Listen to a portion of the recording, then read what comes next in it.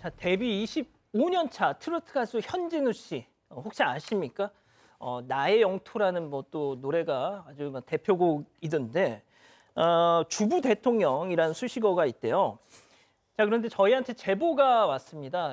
지금 보시는 현진우 씨가 돈을 빌려가 놓고는 갚지를 않는다. 예? 네, 이 제보자는 과거 현진우 씨에게 돈을 빌려줬는데 아직도 못 받았다고 주장을 하고 있습니다. 이 제보자의 고향 친구들이 현진우 씨와 함께 일을 하면서 인연이 닿게 됐다고 하고요. 2015년 4월 늦은 새벽에 현진우 씨가 연락이 와서는 급하게 돈을 빌려달라고 이야기했다고 합니다.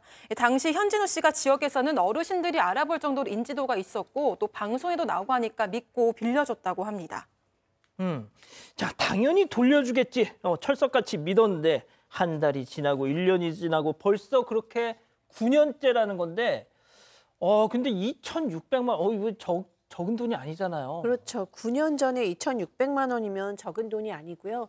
9년은 정말 길기는 하네요. 일단 2015년 4월 19일 밤 11시 15분에 900만 원, 그다음에 바로 이어서 20일 새벽에 900만 원, 이렇게 1,800만 원을 빌려주고요. 그 다음 날 오후에 좀 더 빌려줄 수 있냐고 해서 다시 또 800만 원을 보냈대요.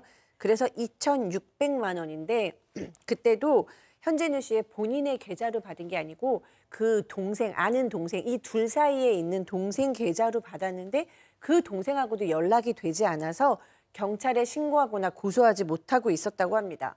근데 이때 이 돈을 빌려주는 바람에 본인도 굉장히 어려웠고 가족들 모두 어려움에 처했었다고 합니다. 자, 연락 두절이 됐지. 나는 쪼들리고 살고 있지. 자, 그런데 2년 전에 TV에 현진우 씨가 가족들과 함께 화목하게 아주 잘 살고 있는 모습이 떡하니 나오더랍니다. 괘씸하고 화가 나서 방송국에 제보를 하겠다. 선전포고를 하니까 그제야 이제 콜백이 왔다는 거죠. 당시 통화 내용 잠깐 들어보시죠. 몇 년 만에 인제 전화해요? 내가 지금 네 심정 이해하고. 아니 돈을 달라는 걸 왜 그래요? 들어봐. 형님이 빌려간 돈 달라고 한 거잖아요. 내가 형님한테 협박이야. 돈 뜯어내려고 그래요? 5년이 지났어요. 5년이. 5년이 아니라 50년이 지나도 돼. 너는 500년이 지나도 되고. 내가 니한테 돈 빌린 건 맞아.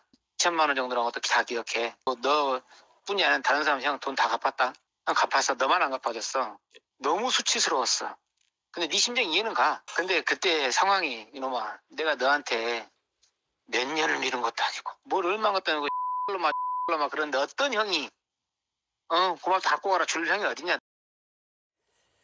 아니, 빌려갔으면 갚아야죠. 그렇죠. 이렇게 TV 프로그램에 나온다는 걸 알고 나서 문자를 메일 같은 걸 보내는 겁니다. 돈 좀 갚아라라고 얘기를 했는데 메일 보낼 것이다. 그 방송국에 좀 얘기하겠다라고 문자를 보내니까 그 제보자가 그렇죠. 연락을 하게 된 그 결정적인 계기였던 게 지금 저거죠. 저 금쪽 부자거든요. 잘 살고 있는 그런 모습들이 지금 보이니까 통화 내용을 좀 보면 2,000만 원 빌려간 건 인정합니다. 소멸시효 이것도 문제될 수가 있는데 괜찮은 것 같고요. 이 다른 사람한테 빌린 거는 갚지만 니한테 빌린 건 안 갚는다. 이런 얘기도 있는 것 같고 지금 상황이 안 좋다라고 얘기를 하고 있습니다.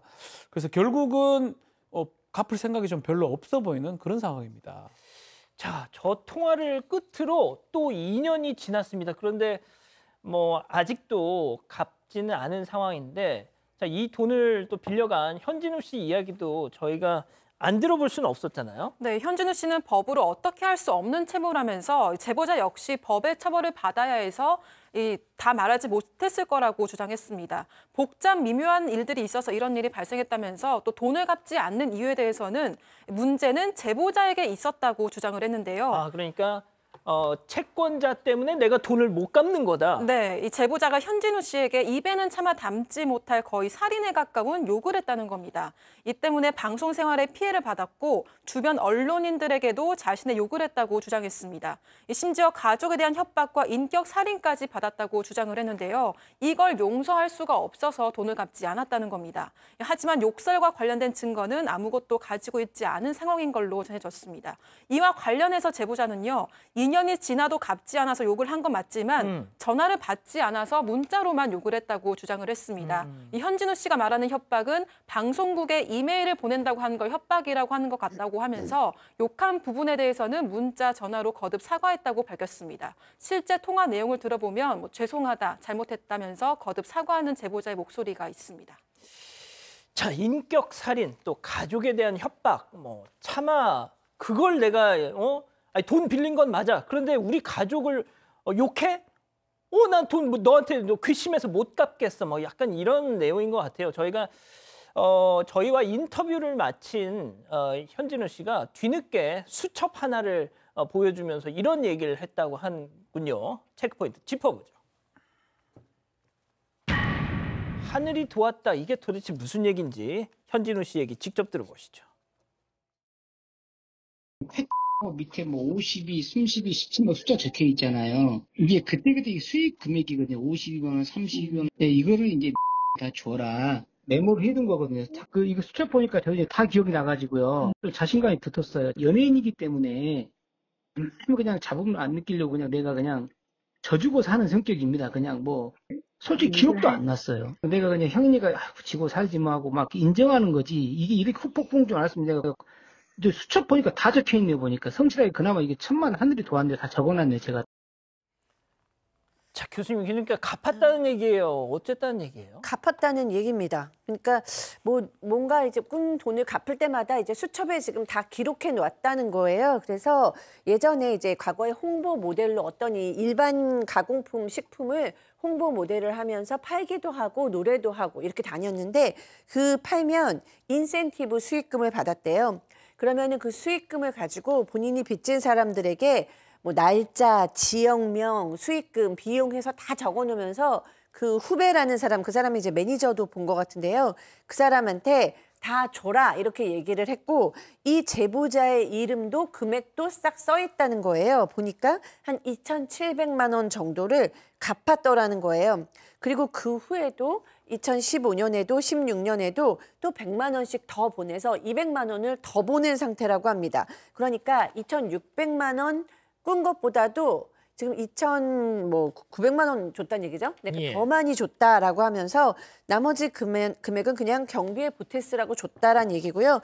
여기에 대해서 제보자는 200만 원 받은 거는 통장에 다 있어서 아는데 그 수익금 줬다는 거는 그거는 들어보지도 못한 것이다라고 전혀 받은 게 없다라고 하셨습니다. 자, 박 변호사님, 네. 다시 제가 좀 정리를 할게요. 네. 현진우 씨는 아까 그 수첩에 옛날에 막 기록돼 있는 그 숫자 같은 걸 보면서 나는 이렇게 조금씩 보냈다. 근데 제보자님은 받은 기억이 없대요. 그렇죠. 네. 좀 엇갈리는데 이걸 왜 빌리게 됐냐 이런 것도 좀 진술들이 두 사람이 좀 차이가 있습니다. 제보자 같은 경우는 현진우 씨가 인터넷 도박을 좀 했다고 합니다. 인터넷 도박을 하면서 돈을 잃었는데 돈 좀 빌려줄 수 있느냐라고 새벽에 전화를 해가지고 빌렸다라고 하고요.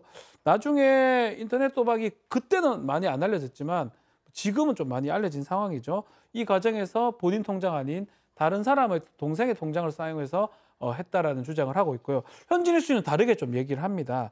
자기가 인터넷 도박 한 거는 맞는데 문제는 자기 의지에 의해서 한 게 아니고요. 자기가 원래 카지노의 딜러를 좀 하다 보니까 동생들이 좀 해보세요. 비슷한 거다. 요거 요새 흥행한다 하더라. 라고 해서 한번 해보라 해서 소소하게 했던 적은 있지만 이걸 통해서 뭐 엄청나게 하지는 않았고요. 또 본인 통장 쓰지 않는 부분에 대해서는 좋은 일 아니기 때문에 자기 통장 이용하지 않았다라고 말을 하고 있습니다. 자, 현진우 씨가 저희 회사로까지 와서 직접 뭐 소명을 했는데 모르겠습니다. 그 제보자는 뭐 여전히 자기는 돈을 받은 기억이 없다라고 얘기를 하고 계세요.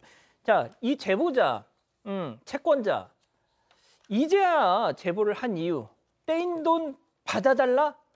사건 반장에서 좀 해결해달라? 아니었습니다. 직접 들어보시죠. 저도 진짜 받을 생각도 없고. 받을 생각이 없으세요? 돈도 필요 없어요, 저는. 저 사람이 저렇게 나오는 것 자체도 싫고. 텔레비에서 제발 좀 안 봤으면 나는 진짜로.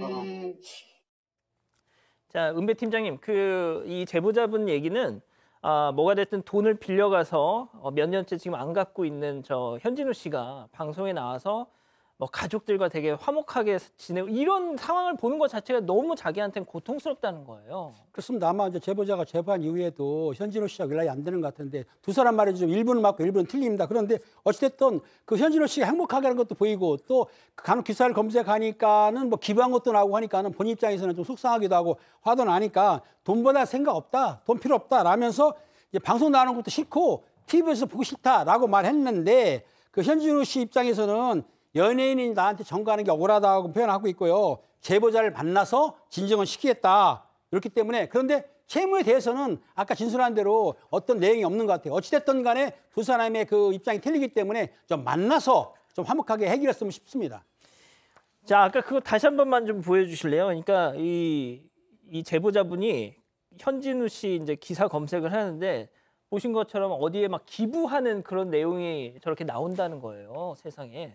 그래서 아니 내 돈 갚을 돈은 없고 기부할 돈은 있느냐 이렇게 좀 화가 나신다는 건데 자 역시나 현진우 씨는 이 모든 어떤 뭐 잘못을 연예인인 나한테 뒤집어 씌우는 것 같아서 너무 억울하다 이렇게 계속 좀 엇갈린 얘기를 하고 계시네요. 가족 여러분, 여러분들의 구독이 사건 반장의 힘이 됩니다. 구독과 좋아요 부탁드립니다.